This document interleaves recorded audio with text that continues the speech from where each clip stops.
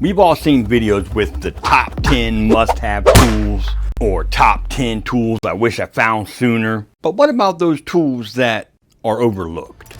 These are the top 10 most overlooked tools in any shop. I like to call them the underdogs.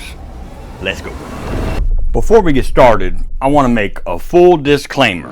I am assuming that most of y'all watching have seen these must-have tool videos, and I'm assuming that y'all are woodworkers, and I'm assuming that y'all have the necessary tools to really begin woodworking.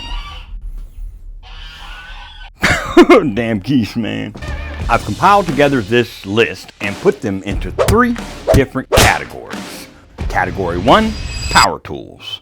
These are tools that you would use on a daily basis and considered power tools. Now, I know that some of the channels have shown these circular saws. These are the battery powered ones, and this Dowel is one of my most used tools in the shop. This thing is great for cutting down that longer stock that you may have that won't fit on your miter station if you have a miter saw.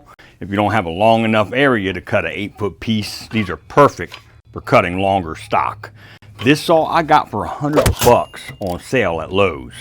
I'll leave a link to all of this stuff in the description. I want you to go to makita.com/beardedviking for your discount code for, I'm kidding. This is not one of those videos. This one is a little more pricey. This is a 7 1/4, and this one is a 6 1/4. I highly recommend the 6 1/4. You can get anything cut with this in any kind of material. Instead of being like me and having 2 different battery setups, stick to one. So if you're gonna choose Makita, stick with the Makita battery operated tools. If you're gonna be using DeWalt, stay with DeWalt. Having one brand with your battery operated tools is very convenient. I will leave a link to a video right up here in the right hand corner where I show you the perks of having a battery powered saw if you don't even have a table saw. Go check that out. Next up, we're gonna get jiggy with it with this jigsaw. This is another great tool to have in your shop if you don't have a bandsaw or scroll saw. These are almost capable of everything that a big bandsaw is capable of, besides resawing. But say you're cutting out certain shapes or certain patterns or circles, this guy is a must-have.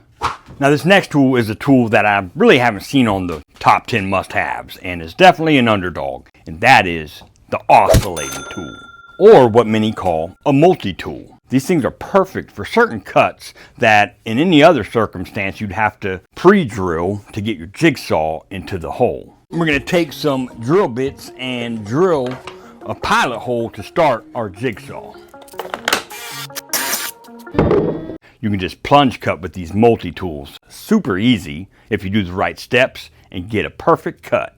They're great for getting rid of those pesky nails that are stuck in your wood or staples. Those are sliced right through them like butter if you have the right blade. And I can't forget to mention those pallets that get the nails stuck in them. I'm not going to be showing you the impacts and the drills and the palm sanders or palm routers. Those are in all those other videos. What I am going to show you is this Dremel. Oh yeah. These little guys are badass. They can do polishing, they can do carving, they can do sanding, they can even cut wood and metal. What? All with one tool. I guess this could be the real multi-tool. Now many of my viewers know that I build these beautiful custom jewelry boxes, and I'm often asked, how do I get the little finger grabs cut into my boxes? Well, it's not a cut, it's actually a Dremel tool. I use a coarser grit Dremel tool and just use that nice and gently on my boxes to get the shape that I'm looking for. Also, for when I'm incorporating the metals into my wood pieces, I use that Dremel tool to cut the copper or brass if I'm using brass, and it cuts through it like butter. This Dremel tool sees a lot more action than any other tool around here, if you know what I mean. Category 2, hand tools. These are going to be the tools that are used for jigs, measuring, marking, and more. So let's dive right in. Let's go. Now those other videos will show you the speed squares and the combination squares, but I haven't seen any videos that show you a framing square. This thing comes more in handy than you may think. Not only are they used out in the field doing stairs and rafters, these can also be used in the shop. I've used them before when I make my long angle cuts on certain pieces. Also, if I'm doing some alcove cuts with my table saw, I'll always use this framing square to get my lines transferred where I need to be taping my jig to my bench. I use my miter gauge at my table saw a lot, so this framing square comes in handy when I'm trying to get my miter gauge squared with my blade at a 90. That way, I get an accurate 90 every time. As far as marking goes, there's just a couple of tools that I would suggest that you have. That is this marking knife. This marking knife will make your cuts so much more accurate and will take your skill level up to that next notch you're looking for. I'll leave links to all of this stuff in the description, so go pick yourself up one of these marking knives. The next tool that I hardly ever see anybody using is these punches. These things, when it comes to laying out for drilling holes, are a must. Instead of trying to hover your drill right over those marks you make for your holes, use a punch and punch those intersecting lines, and you will always get the most accurate layout for your holes. Y'all see me using these things in almost every video of mine. And lastly for marking is this set of dividers. This is used for layouts on dovetails, on candle holders, any kind of project that needs a multiple of layouts. This thing will be used in my shop. Even for scribing. Recently I did a dog bowl where I showed you how I scribed with this tool. Super easy to use, super easy to figure out. Get yourself one. Category number 3, miscellaneous tools. Oh, big axe. Oh yeah, big axe. No, they do not need an axe. Cut it out. Okay. Now when I say miscellaneous tools, it can be certain bits or certain accessories for your tools. Well, we're starting off this category with one of my favorite and your favorite controversial topics of my shop. Magnets. I've got more magnets in my shop than you may really know. I've got magnets that hold up all of my saw blades in the back. I've got magnets that hold up my timber slick, as well as all of my spare blades for my hand saws. I got magnets that hold up my knives and my flush cut saw, as well as my combination squares. And over here at the bandsaw, I've even got this magnet bowl. And this is convenient to have over here at the bandsaw because I'm always having to adjust my blade on the bandsaw or adjust my gullets. If you're anything like me, you're pretty unorganized, but that doesn't necessarily mean you don't know where anything is. It just means that you put it there and you know it's there. So this little dish comes in handy for my bits. I'm talking about my T25s, my Phillips head, flatheads, any kind of bit that I may need is right here at my disposal. Can anybody guess what my favorite thing to do in the shop is? If you guessed, add-a-dab-a-glue, add-a-dab-a-glue, add-a-dab-a-glue, add-a-dab-a-glue, add-a-dab-a-glue, add-a-dab-a-glue.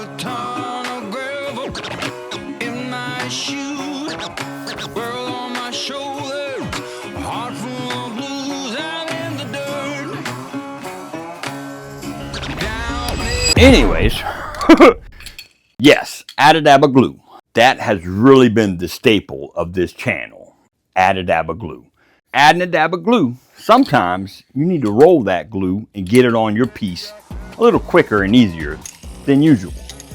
Well, that's where this little roller comes in handy. This thing only costs a few bucks. And say you forget to wipe it off of the glue excess, it'll just dry on there and it'll peel right off. Super nice tool to have at your disposal. Highly recommend it. Okay, so I think we passed the top 10. Anyways, who cares, right? These are just some tools that I find make my shop life easier. And be sure to stick around for the last one because that one is a big money saver. And we all love to save money. Okay, for the next few, I'm going to run through them. And these are pretty self-explanatory. Scissors. You definitely want a good sharp pair of scissors. This is good for cutting some double-sided tape, cutting blue tape, cutting construction paper. Say you're doing a tambour door or something. This is great for cutting that cloth. Next, get some needle nose pliers. I can't tell you how long I went without these guys. Y'all have seen the bottle openers that I make that have the keyring attachments. And when I would film trying to make these, my fat thumbs could never get the loops connected and it would drive me nuts. That was until I received some needle nose pliers, or whatever these things are called. Next thing you want to get is some double-sided stick tape. These are just some things that will make your work life much easier in your shop. This comes in handy for jigs that you can tape down to your miter saw, tape down to your table saw deck like you saw earlier in the video, and so much more. Are you tired of getting those rough edges that you cut at your miter box or over at your table saw? Well, this will fix that problem. As you can see, I've got some of that fast cap tape on my miter saw, and I'll show you how to get it installed on your table saw real quick. It's pretty self-explanatory, but for those who might not know, all you got to do is blow off your table saw deck and take the backer off of this sticky side, and this stuff is really sticky. Peel that off, run it the whole length of your insert. Now cut your saw on and raise your blade ever so slightly until you're all the way through.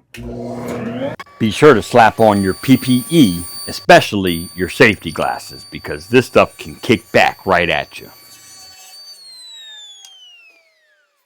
And look at how clean of a cut that gives you with no kind of hairs that you got to sand off. Get you some. Next thing I would recommend you get is a dowel maker. I use dowels in my shop on a lot of my pieces, and this thing cuts those dowels pretty smooth and quick. What I like to do is take a piece of wood and cut it close to the size that I need and shave down both sides of the wood, fit one end into the drill chuck, and then I'll just drill it right through the size of dowel hole that I need. Works like a charm every time. Other than a dowel maker, what I would recommend is getting some of these plug makers. These are amazing. I recently got myself some after years of watching other people using them, not realizing that these will benefit me in my shop. Whenever you're installing screws into a project and you want to hide those fasteners, you can use these plug makers to hide those, and you can do it with contrasting woods, or you can keep it the same style wood. It's up to you. But I highly recommend you get these. And we're coming up to the end of our list of overlooked must-haves. One of the most must-haves is this sanding block. Just go ahead and get yourself a sanding block, or you can stick to just freehand sanding, but the sanding block applies just enough pressure in just the right spots and gives you a better surface when you're finishing by hand. And sticking with the sandpaper theme and the dollar saver, get yourself one of these. This is a rubber thingy dingy. That is what professionals call it. I don't know what they call it. I always call it the rubber thing. But it's officially called an abrasive cleaning stick. But that's just whack. Let me show you what it does. I can't tell you how much I wish I found this sooner. I've spent thousands of dollars on sandpaper within a year or two. This will save you from having to purchase sandpaper once you think it's no good anymore. Just turn it on and let the rubber stick do the trick.